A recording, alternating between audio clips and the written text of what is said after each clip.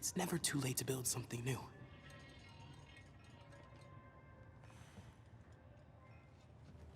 Someone worth building it for.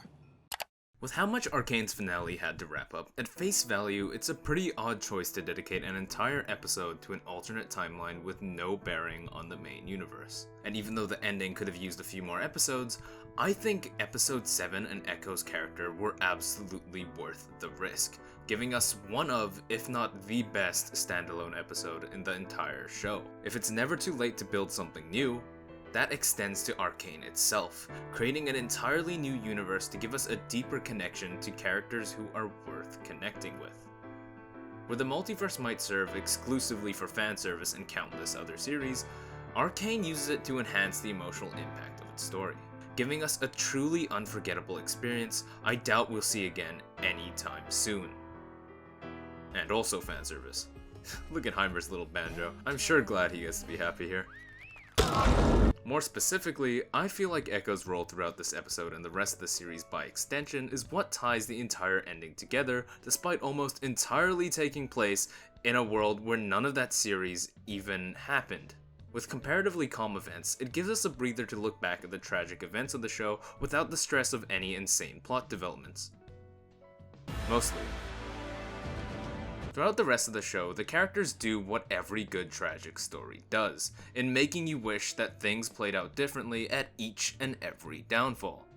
After all, the most heartbreaking moments are often those where we can most clearly see how they can be avoided, and there are countless examples of this throughout the series. To name a totally random example, Powder accidentally kills her family. Of course, if Powder never tried using the Hex tech, we would have gotten a much happier story for everyone. But from the way her character was written, we knew that wasn't the story being told, even before it happened. Powder is initially characterized by inventiveness, a lack of precaution, and an extremely strong desire for approval. So of course, when Powder finds out her siblings plan on saving Vander without her, Powder tries her best to prove she can be helpful in the only way she knows how. Of course, we all know how this went, and I'm sure even as we were first watching, we could probably guess what was about to happen, and it's this obviousness that makes us so desperate to hope that it won't, that something will change.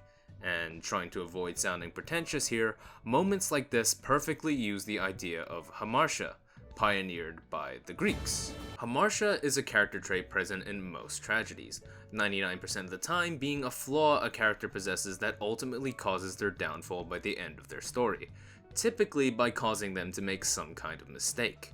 From being a factor that the audience knows about from beginning to end, it serves the purpose of both foreshadowing their fate later on, whilst also giving us an avenue by which to point towards something that could have changed that fate. In writing these into all their characters, Arcane does what any good tragedy does. It makes us look backwards instead of forward. Instead of just thinking, what now, we also can't help but feel, what if?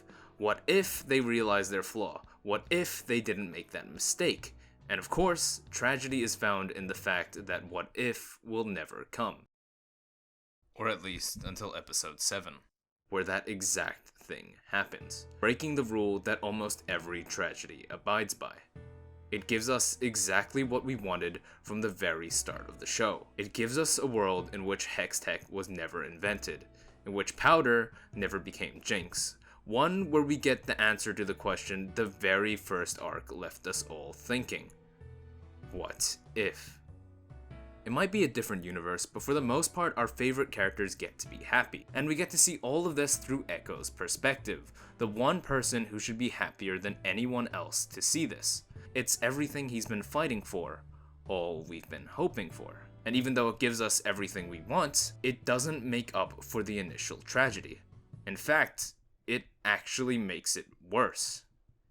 Through a brief moment of happiness in the show, Ekko's arc shows us how beauty can build tragedy. Can we just pretend like it's the first time?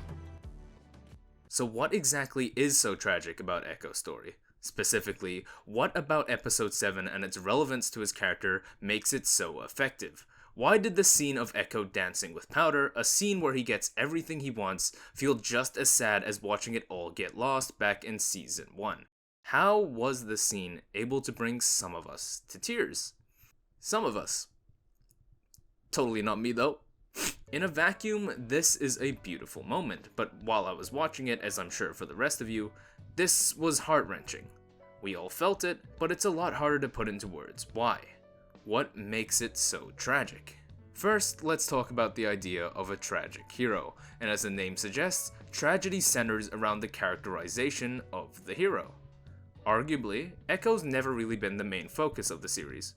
Unlike Jace and Victor, or Vi and Jinx, his relationship with any of the other characters isn't the focus of any arc. It's hard to pin down what his character arc is. He never really goes through any major learning curves, and he doesn't have any fatal flaw in the traditional sense. Powder's recklessness creates Jinx. Jace's tunnel vision of the future consequently hurts everyone around him, and Victor's obsession with altruism, ironically, causes suffering in his glorious evolution. I'm not saying his character isn't important, because he's absolutely necessary, but he never really holds any crazy personal stakes in most of his actions. Although he's insanely important in how he becomes involved in the other characters' stories, those stories rarely revolve around him. He doesn't need to be involved. Yet, he keeps coming back to help because that's the kind of guy he is.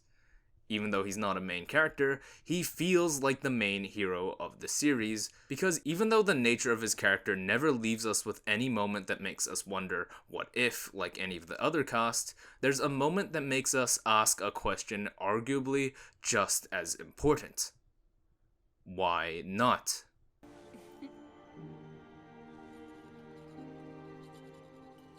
Even though this takes place in a show filled with countless genuinely tragic moments, this dance scene stood out as being just as impactful despite being the complete opposite in its tone. It's happy, and that's what makes it sad. Season 2's episode 7 purposefully takes about 50 minutes to slow down and take a breather from the roughly 13 hours of world building prior.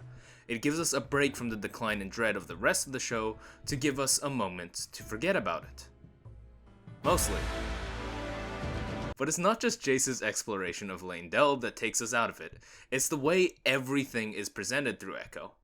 Throughout the episode leading up to this moment, Ekko only wants to get back to our original world and focuses solely on that, ignoring the return of his adopted father figure Benzo, and more importantly, Powder.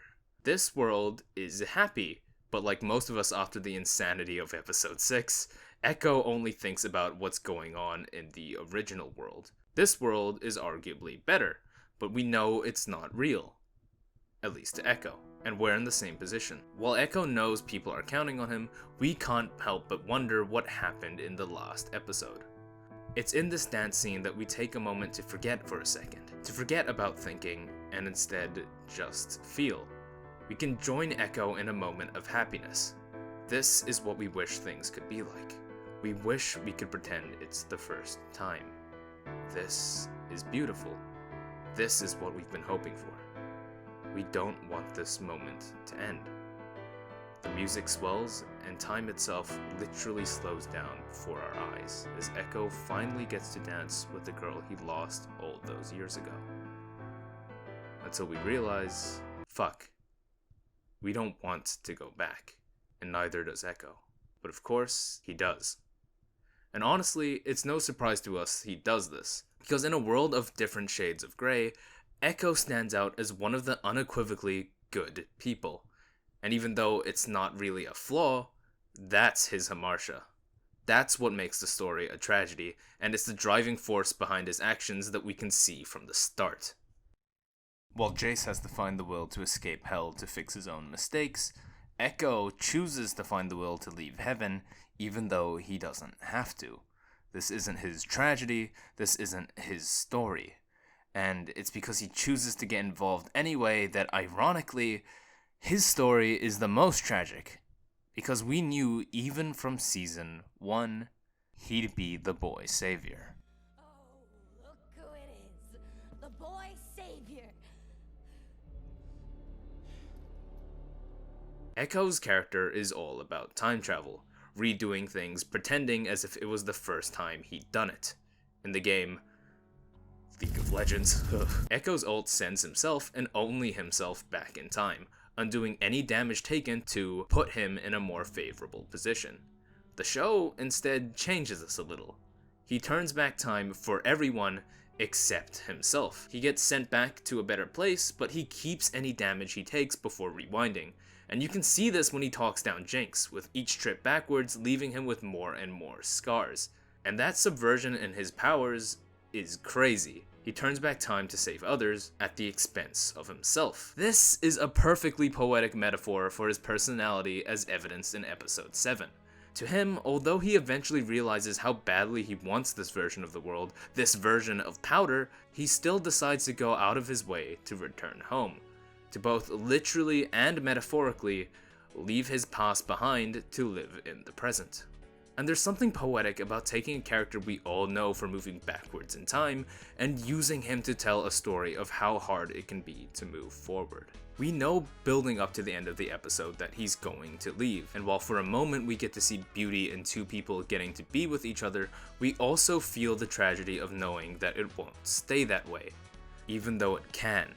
Where tragedy typically is found in the impossibility of fixing a crucial mistake, the beauty in Ekko's arc is that he had that possibility. He was given the perfect answer to turn back an existing tragedy, but he actively chose to give it up, to move past it. And for the whole episode, we knew for a fact that there was no other outcome, because that's the kind of guy he is.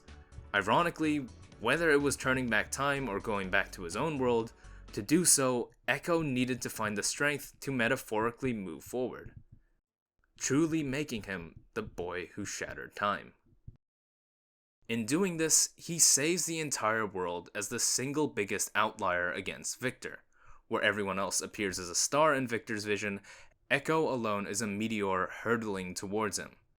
And what was his reward for this? Nothing. Absolutely nothing. He sits alone in the spot where he shared his first kiss with the powder he gave up, and retroactively, this gives us our own moment to travel backwards and think. Not just about what we could have lost like any other tragedy across the show, but instead what we did lose. And it hits that much harder.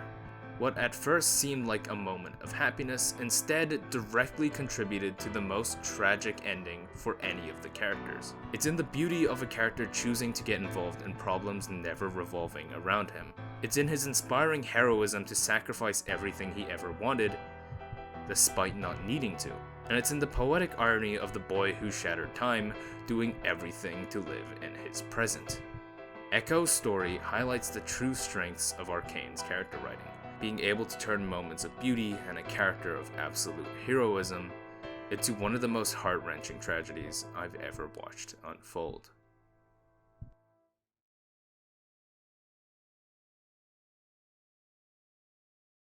If you made it this far to the end, thanks for watching. If you're new to my mostly dead channel, I hope this kept you entertained, and I hope you check out some more, even though they're kind of dated. And for all three of you who watched my episodes before I disappeared for a year, thanks for coming back. Sorry for disappearing so long. You know, I haven't really felt much passion for making any videos lately, but Arcane seemed to really bring that back for me. So if you'd like to see more, make sure to let me know in the comments, because I'd like that. Thanks.